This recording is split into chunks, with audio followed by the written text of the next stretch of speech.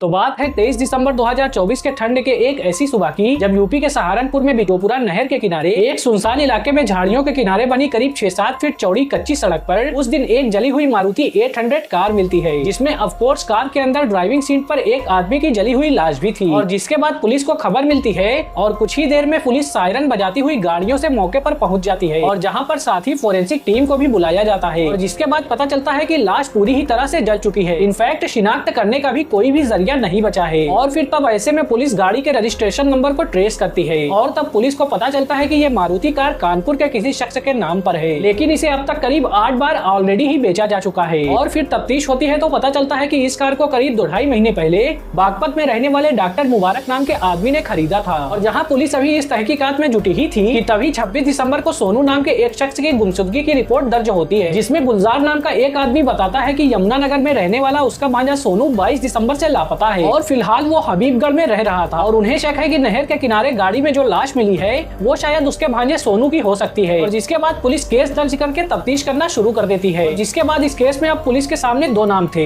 पहला डॉक्टर मुबारक और दूसरा सोनू। और ऐसे में पुलिस उस जगह पर अपने मुखबिरों का जाल बिछाती है जहाँ जली हुई मारुति कार मिली थी। और फिर पुलिस का ये आइडिया काम करता है और जिसके बाद 27 दिसंबर 2024 को मौके से ही एक आदमी को हिरासत में लिया जाता है, जो कि यार और कोई नहीं बल्कि असल में डॉक्टर मुबारक ही था।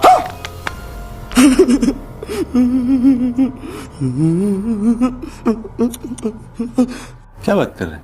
जी हाँ, और जिसके बाद मुबारक पूछताछ में ये कबूल करता है कि ये कार उसकी ही थी और उसने ही इसे जलाया भी था। अब यहाँ पर यार कई सारे सवाल खड़े हो जाते हैं कि आखिर मुबारक ने उस कार को क्यों जलाया, कार में लाश आखिर किसकी थी और मुबारक दोबारा आखिर उस जगह पर क्यों गया था, वगैरह वगैरह। और जिनके जवाब यार मुबारक की उस कहानी से मिल जाते हैं जिसे सुनकर यार पुलिस वालों की भी आंखें फटी की फटी रह जाती है। तो आखिर क्या है ये पूरी कहानी, आइए थोड़ा डिस्कस कर लेते हैं। तो यार ये कहानी है डॉक्टर मुबारक अहमद की, जो की वैसे तो बागपत के असारा गाँव का रहने वाला है, लेकिन करीब 20 साल पहले वो सहारनपुर के हबीबगढ़ में आकर रहने लगा था। और पेशे से मुबारक एक यूनानी डॉक्टर है और हबीबगढ़ में ही अपनी क्लिनिक भी चलाता है। पर यार ट्विस्ट इन द टेल तब आता है जब कुछ महीने पहले मुबारक ने बैंक से करीब 10 लाख रुपए का पर्सनल लोन लिया। इसके अलावा यार उसने कुछ और जानने वाले लोगों से भी लगभग 10 लाख रुपए उधार लिए और जिसके बाद उसने 2 नई कार और 2 बाइक भी फाइनेंस कराई और साथ ही अपने नाम पर करीब 10 लाख रुपए की लाइफ इंश्योरेंस पॉलिसी भी खरीदी और साथ ही 5 लाख रुपए का हेल्थ इंश्योरेंस भी लिया। और सिर्फ यही नहीं यार, बल्कि इनके अलावा मुबारक ने एक प्रॉपर्टी भी खरीदी थी। और जिसके बाद मुबारक को ये लगा था कि इन सभी की किस्तों को अपनी डॉक्टरी की कमाई से धीरे धीरे चुका देगा, लेकिन ये कर्ज यार अब उसकी इनकम से भी कहीं ज्यादा बढ़कर लगभग 25 से 30 लाख तक हो चुका था। और जिसके बाद लेनदार भी अब अपने रुपयों को वसूलने के लिए उसके घर पर आने लगे थे। और जिसके बाद मुबारक काफी ज्यादा परेशान भी रहने लगा था। पर एक दिन यार जब मुबारक टीवी पर क्राइम पेट्रोल का एक एपिसोड देख रहा था ना, तब उस एपिसोड को देखते देखते ही उसके दिमाग में एक आइडिया आया और उसने एक खतरनाक प्लान तैयार कर लिया। और प्लान में कोई चूक ना हो इसके लिए उसने क्राइम पेट्रोल के उस एपिसोड को करीब 10 बार और देखा। और उसका ये प्लान कुछ ऐसा था कि अपनी कदकाठी की किसी लाश को तलाश कर अपनी गाड़ी में जला दिया जाए और खुद को मरा हुआ साबित कर दिया जाए।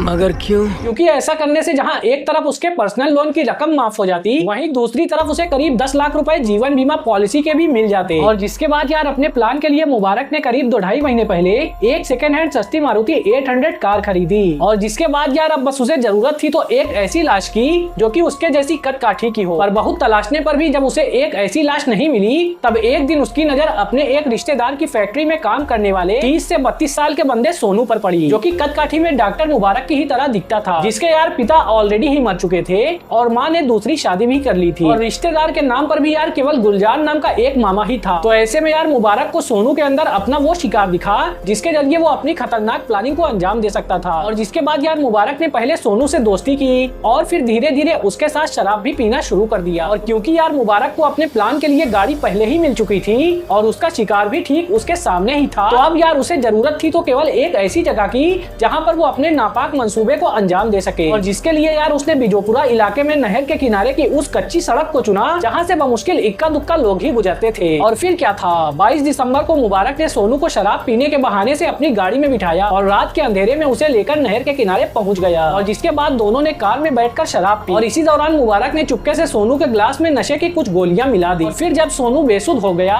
तब मुबारक ने उसे ड्राइविंग सीट पर बिठाकर उसके गले से सोने की चेन भी निकाल ली और साथ ही सोनू के पहचान के हर एक सबूत को भी भी मुबारक ने पूरी ही तरह से मिटा दिया था। और इसके बाद उसने पीछे छिपा कर रखी पेट्रोल से भरी कैन निकाल कर पूरी कार पर उड़ेल दी और फिर गाड़ी में आग लगा दी और मौके से फरार हो गया। और फिर अगले दिन बिजोरा इलाके में रहने वाले जब्बार अली की नजर इस जली हुई कार पर पड़ी और उन्होंने पुलिस को मामले की खबर दी। और यहाँ से यार मुबारक की प्लानिंग कुछ ऐसी थी कि जैसे ही उसके नाम का डेथ सर्टिफिकेट जारी होगा ना, वो अपनी पत्नी के जरिए बीमा की रकम हासिल कर लेगा। इसके बाद वो अपना नाम और पहचान बदल कर किसी और राज्य में जाकर नए सिरे से अपनी जिंदगी शुरू कर देगा। और यहाँ तक तो यार सब कुछ मुबारक की प्लानिंग के हिसाब से ही हुआ, लेकिन इसके बाद यार उससे हुई एक चूक ने इस पूरे मामले का पर्दाफाश कर दिया। दरअसल यार पुलिस को जब सोनू की गुमशुदगी की रिपोर्ट मिली तो अफसरों ने मुखबिरों का एक जाल उस जगह पर बिछा दिया था जहाँ पर जली हुई गाड़ी मिली थी। और फिर जब 27 दिसंबर को मुबारक ये चेक करने के लिए मौके वारदात पर पहुंचा कि आखिरकार ठीक से जली है या नहीं, तभी वो पुलिस के शिकंजे में फंस गया। और जिसके बाद यार आखिरकार मुबारक ने पुलिस की पूछताछ में अपना गुनाह कबूल कर ही लिया और साथ ही उसके पास से सोनू की सोने की चेन भी बरामद हो गई। और जिसके बाद यार अब पुलिस ने मुबारक के खिलाफ भारतीय न्याय संहिता की संबंधित धाराओं में मुकदमा दर्ज कर लिया है और उसे आखिरकार कस्टडी में भेज दिया गया है। अब देखो यार, इस पूरी कहानी से ये बात तो साबित हो जाती है कि शराब बुरी चीज है। ये बात सिर्फ ऐसे ही नहीं कही जाती। मगर क्यों?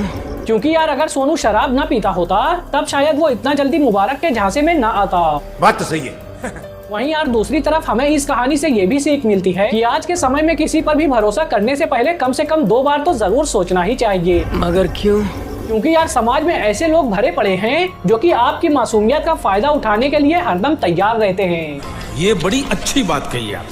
वैसे यार मैं आपके ओपिनियन भी इस बारे में जरूर जानना चाहूंगा। तो बस यार इतना ही था इस वीडियो के लिए। वैसे अगर आपको ये वीडियो पसंद आया हो तो इस तरह के ऑनेस्ट क्राइम स्टोरी वीडियोस को देखने के लिए चैनल को भी सब्सक्राइब करते जाना। नहीं, सोचिए मत, सब्सक्राइब कीजिए। बाकी मैं मिलूंगा आपसे नेक्स्ट वीडियो में, तब तक के लिए जय हिंद।